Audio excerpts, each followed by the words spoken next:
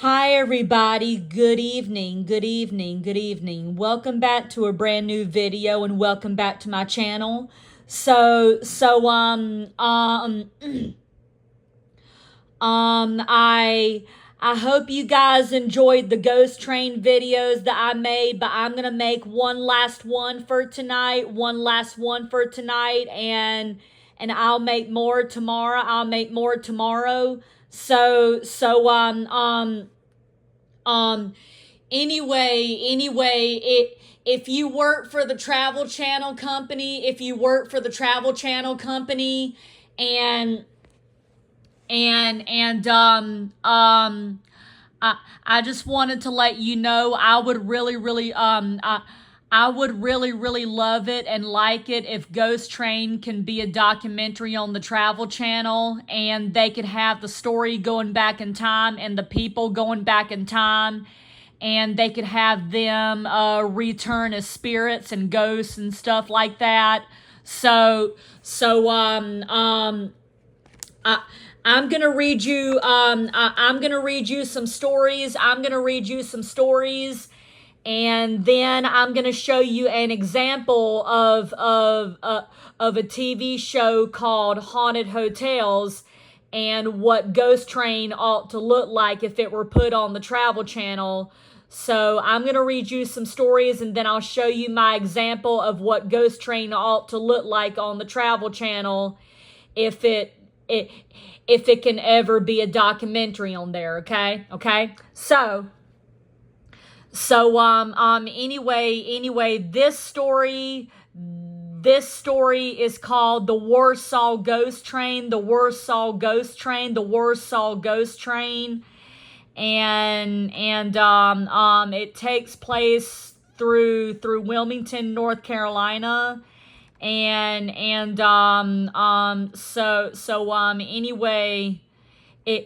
it takes place in Warsaw, North Carolina. Anyway, the Warsaw Ghost Train. Here we go. Warsaw, North Carolina is a little country town located on the CSX's rail lines. The railroad through Warsaw was once part of an Atlantic coastline route into Wilmington, North Carolina. The Warsaw Ghost Train stories began in November 1906, which was back in the day, 1906, back in the 1900s. When an evening freight train cruise accidentally left a switch open on the main line, the open switch hadn't been discovered the next morning when the southbound passenger train whistled for Warsaw Station. As the train approached, it hit the open switch at speed. The engine drilled and overturned burst steam pipes quickly scalded the trapped engineer and fireman to death. The baggage car also drilled and lurched halfway over. The baggage master inside, his back broken by the impact, was trapped under tons of baggage. He screamed over and over, but when the passengers from the other cars finally reached him, he was dead. Soon after the accident, a family was walking home at night from the town's only hotel. Roads were bad, so they were walking along the railroad tracks. They were on a trestle, a dangerous spot to be if a train comes by, when they heard a southbound extra whistle for Warsaw Station. The piercing beam of a headlight stabbed towards them. The family ran across the trestle to safety and stopped by the side of the tracks to let the train pass. The whistle sounded again, and the headlight bore down upon them. And then, to their astonishment, the train simply disappeared. So several nights later, the engineer of a northbound train whistled for Warsaw Station. To his horror, he heard a southbound train, a train without rights to the track, whistle back, and a headlight shone in his face. The engineer put the brakes into emergency, and the train ground to a shuddering halt. The trainmen back in the passenger cars knew something was wrong when they felt the sickening lurch of emergency brakes. They ran up the track to investigate, but nothing was there. Apparently, the ghost of the wrecked train was appearing in Warsaw. Many people saw it back in the early years of the century, although it hasn't reappeared for a long time. Perhaps as time passed, it faded away. So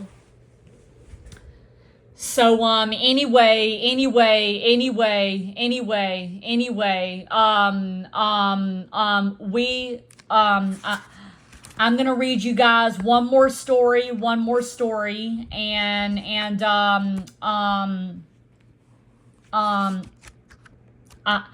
gonna read you guys one more story, and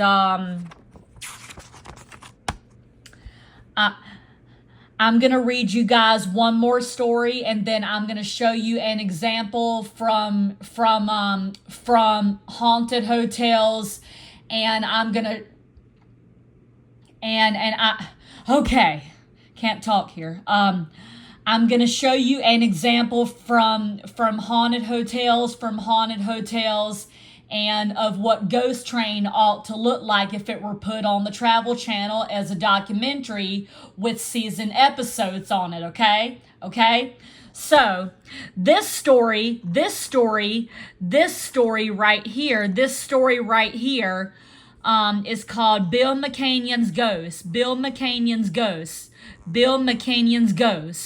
So, in March 1888, New York Central engineer Bill McCanion accepted a call to work a snowplow train on the railroad's Batavia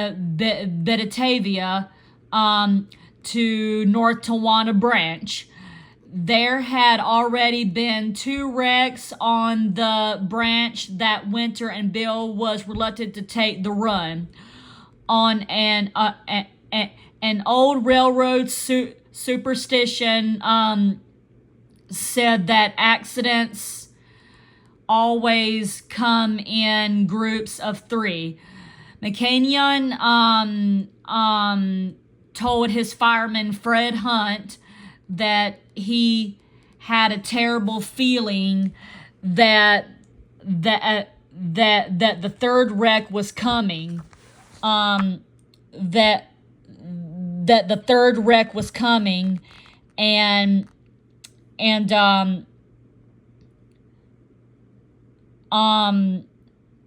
that he was going to get him. Hunt told McCanion not to worry, that nothing would happen unless his number was up. If your number is up, Hunt went down. There's nothing you can do about it anyway. Bill McCanion's number ran out the next day. As he ran the snowplow extra down the icy tracks, the engine plunged off the rails just as Bill pulled out his watch to check the time. The engine churched into Black Ash Swamp, and McCanion died at the throttle. At the throttle. He was buried in the North Tonawanda graveyard. Hunt survived the wreck and continued to fire for the New York Central. 1 year after the tragedy, farmers in the Black Ash Swamp area began to report a frightening apparition, a ghost with a lantern stalking the scene of McCanyon's wreck at night. Folks say to that the phantom was Bill McCanyon's ghost. If you believe the locals, the phantom was busy during the next month.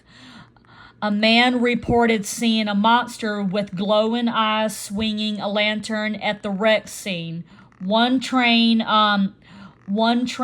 crew was delayed because they were to run down the apparition as it walked the track. Another engineer ran right over the specter only to see it appear with a terrible scream. Most folks, though, just reported a mysterious light glowing in the swamp. McCanyon's reappearance seemed to follow a regular annual pattern. The Phantom Railroader would appear every year on the anniversary of McCanyon's wreck. Then make nightly appears for a month, fading away, and after that, until the next wreck anniversary, the stories got wilder and wilder. McCanyon's ghost was said to cause shooting stars and a blood red moon. A local farmer reported the moon-eyed lantern-carrying monster invaded his barn. Finally, Fred Hunt got a feeling about the whole thing.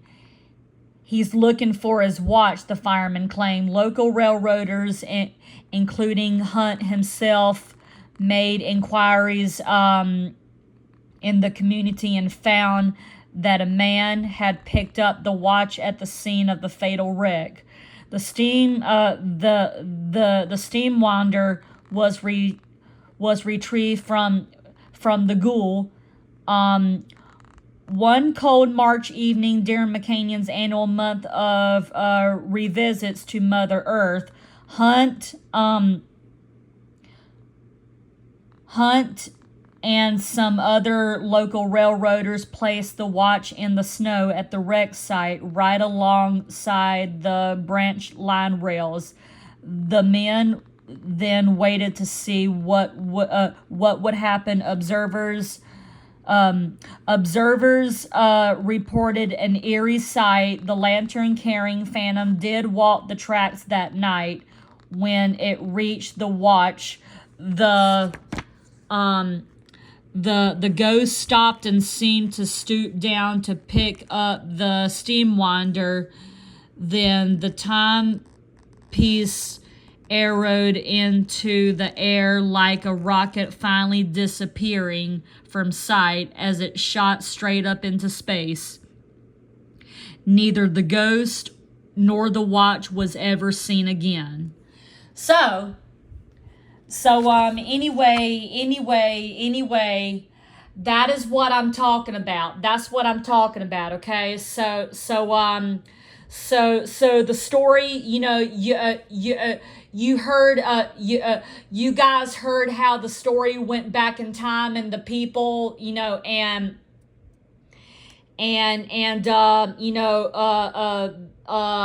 Bill was running. Bill McCanyon was running the snowplow, and he died. And then after that, he returned as a ghost and a spirit. Well, guess what? That is what I'm talking about. That's what I'm talking about. And that's what I want Ghost Train to do if it were ever put on the Travel Channel. Okay? All right? And I think this should be an episode, and I think this one right here ought to be an episode on Ghost Train also, okay? So I'm gonna show you guys an example from Haunted Hotels. You'll you'll see the people going back in time, and you'll see them returning as spirits. So so I'm going to show you an example from haunted hotels, and you'll see what I'm talking about, okay? Okay? So that way you'll know if Ghost Train can be on the Travel Channel or should be on the Travel Channel, okay? So here we go. Here we go, folks. Here we go. Here's haunted hotels. Things aren't always as they seem. When a fellow guest walks by, look again. Was she really there at all?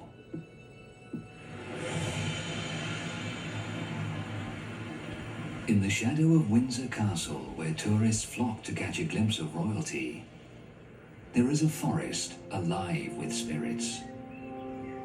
The woods here are filled with the bones of those who met untimely and violent ends. Windsor is a very historic area. So severe were some of the laws decreed by the monarchs that many tragedies happened in the forest. When the sun sets, locals believe unmarked graves open wide and tortured souls bemoan their ghastly deaths.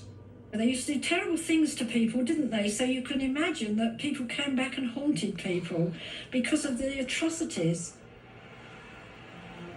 In the heart of this historical landscape is the village of Ascot, a quaint locale with an intriguing past. Ascot has a number of legendary ghosts. And according to locals, Ascot's most active ghost makes her home at the Berrysteed. The Berrysteed was built in the mid-1800s as a traditional English country house. It's an old-fashioned building, red brick, with the turrets on, one pointed, one round. Its lovely gardens and lawn attract guests from far and wide. But it is the legend of a young woman named Eliza Kleininger that truly sets this hotel apart. At a young age, Eliza left her home in Germany for a new life in England, where she dedicated herself to serving the lady of the house, Mrs. Standish. Eliza had no family and no friends, but she adored Mrs. Standish like a mother. Eliza would have been very close to Mrs. Standish because she would have looked after all her clothes, her jewels and everything. Eliza took special pride in caring for Mrs. Standish's jewels. The exquisite collection had been in the family for centuries. Since the Standishes were the only family Eliza knew, it was as if the gems were part of her lineage too. She spent hours polishing the jewels, until one night, just after 3 a.m., disaster struck.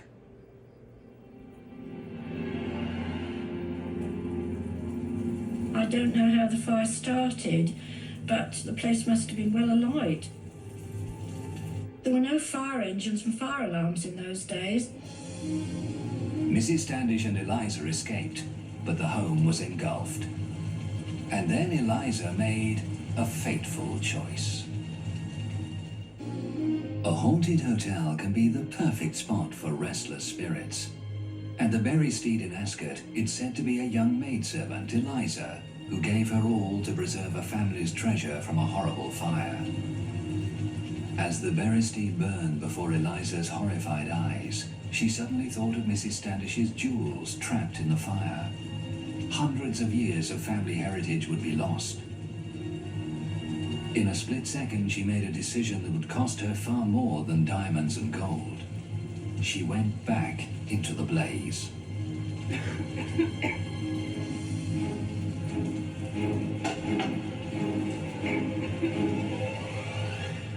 Which, of course, in retrospect was very foolish because she perished in the fire. Eliza was overcome by smoke on her way out of the house. She died at the base of the stairs. The door to safety just a few feet away.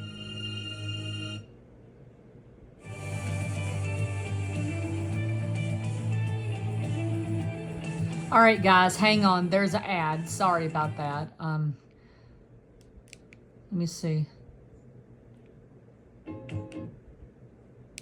Here we go. Here we go. Stolen McDonald's fries are not. Nope. If you want.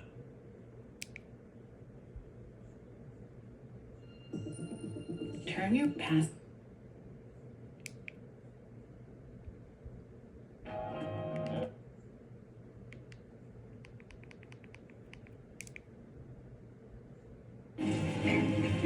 All right, here we go. Here we go. Here we go. Which, of course, in retrospect was very foolish because she perished in the fire. Eliza was overcome by smoke on her way out of the house. She died at the base of the stairs. The door to safety just a few feet away. From that day forward, the Beresteed lay still. The Standish family moved away, and the house stood empty for a long time because the legend of Eliza Kleininger. But perhaps the house wasn't quite empty. Shortly after Eliza's death, locals spoke of seeing a ghostly form inside as they passed on foggy nights. Even after the home was restored, no one dared to purchase it for fear of awakening Eliza's spirit.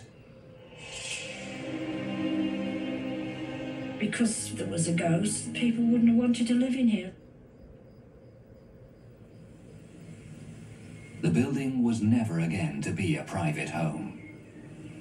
When the property finally was sold, it became a hotel. You come up the stone steps, you come into the lobby, and then there's a beautiful staircase, the original staircase in the building. The only physical evidence of the building's scarred history is a set of oddly mismatched turrets. One was consumed in the fire, the other survived. But the new owners quickly discovered that the Beresteed contained another reminder of that tragic night. Just after 3 a.m., the same hour that fire swept through the Beresteed so long ago, the sound of rasping breath echoes through the halls.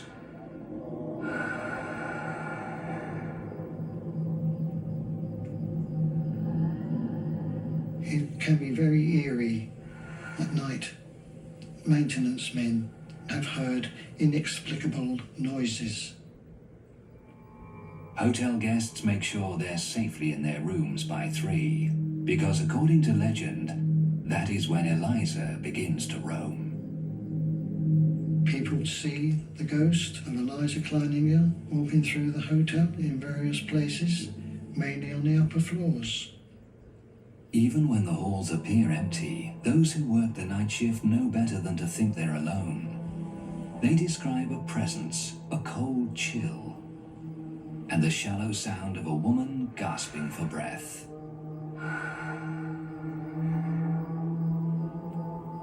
They have a cold feeling that there is something there. There are those who believe death took Eliza unaware, and that she does not realize she's gone. They believe it is her slight form that is seen descending the staircase night after night, still looking for a way out. The ghost of Eliza Kleininger remains in the hotel because the ghost remains on the site where they were killed in tragic circumstances. Because she perished in the fire, she wants to get out. And I don't know how to release her. And perhaps if I could, I would. It seems Eliza is here to stay.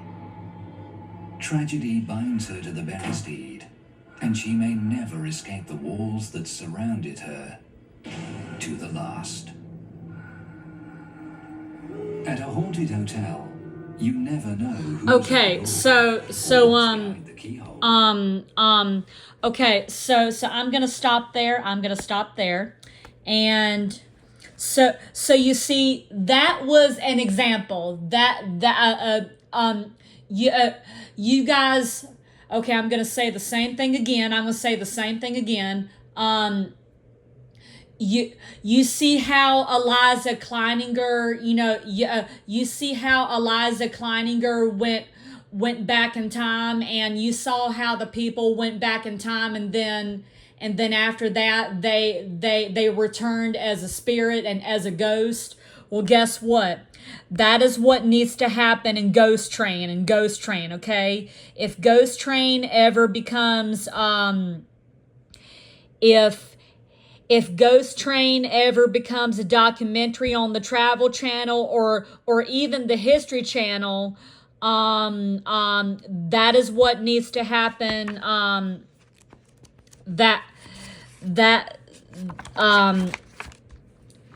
That is what needs to happen with this story. That is what needs to happen with this story. And the other story I just read, this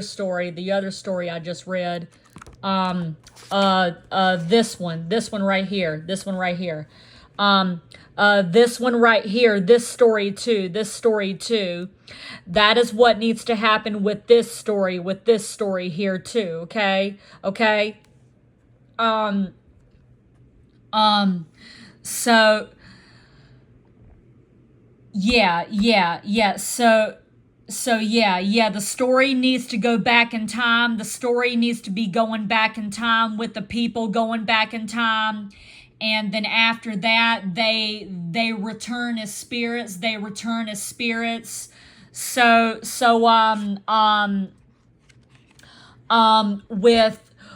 Bill McCanion's ghost, and with the Warsaw Ghost Train, that's what needs to happen in the Ghost Train documentary, if it ever gets put on the Travel Channel, and if it ever gets put on the Travel Channel, and when it gets on there too.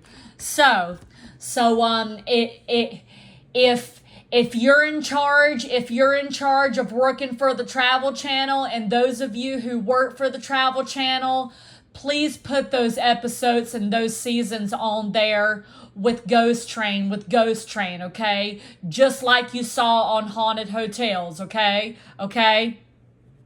Those of you who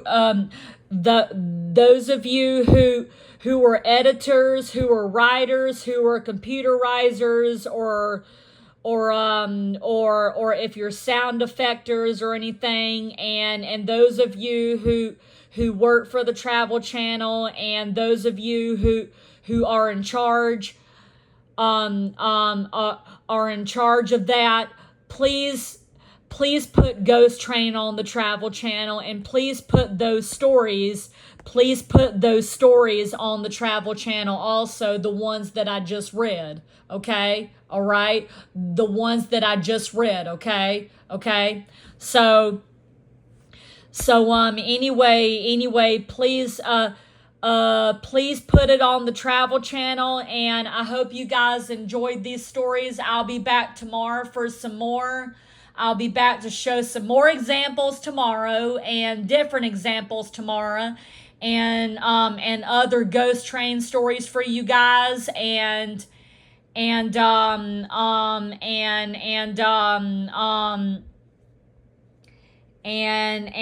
be back later on tomorrow. So give this video a thumbs up, subscribe, and ring the bell. And I will see you guys tomorrow for more ghost stories and for more videos and vlogs tomorrow, okay? Okay, bye, everybody. Bye. And be sure you watch this video, okay? And also be sure you watch the other Ghost Train videos that I did yesterday and the other day and several days ago, okay? Bye.